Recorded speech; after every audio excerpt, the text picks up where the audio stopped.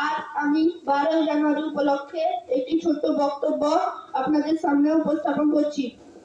উপস্থিত সম্মানীয় অতিথি, সম্মানীয় শিক্ষক এবং আমার সহপাঠী বৃন্দদের জানাই স্বাগত।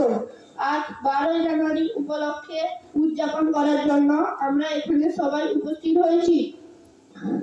12 জানুয়ারি জাতীয় যুব দিবস। এই দিনটি স্বামী বিবেকানন্দ ছিলেন ভারতের তথা সারা ভারতের উজ্জীবন প্রেরণা। তাই ভারত সরকার 1984 সাল থেকেই এই দিনটি উদযাপন করার সিদ্ধান্ত নেন। 1863 সাল 12 জানুয়ারি স্বামী বিবেকানন্দ কলকাতার একটি সিমলার দত্ত পরিবারে জন্মগ্রহণ করেন। পিতা বিশ্বনাথ দত্ত একজন প্রতিষ্ঠিত উকিল, মাতা ভুবনেশ্বরী দেবী। স্বামী বিবেকানন্দ ছেলেবেলায় ছিলেন খুবই মেধাবী ছাত্র এবং তার ডাক নাম ছিল বীরেশ্বর, আর মা আদর করে ডাকতেন বিলে। স্বামী বিবেকানন্দ শৈশবকালে মেট্রোপলিটন স্কুল থেকে প্রেসিডেন্সি কলেজ, তারপর সেখান থেকে জেনারেল অ্যাসেম্বলি কলেজ থেকে FA এবং BA পাস করেন।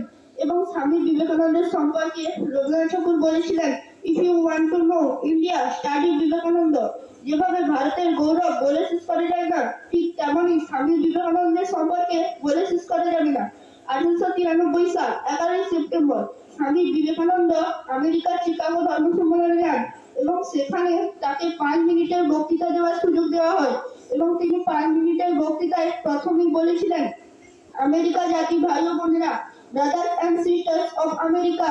এবং এই সম্বোধন করার সঙ্গে সঙ্গে কয়েক হাজার শ্রোতা তাকে বিপুল অভিনন্দন জানান। এবং তারপর তিনি শ্রী রামকৃষ্ণের শিষ্য হওয়ার পর তিনি বলেছিলেন, জীব সেবায় শিব সেবা এবং নর সেবায় নারায়ণ সেবা। তারপর তিনি 1902 সালে আমাদের মধ্য থেকে চলে গিয়েছিলেন। ধন্যবাদ। ধন্যবাদ।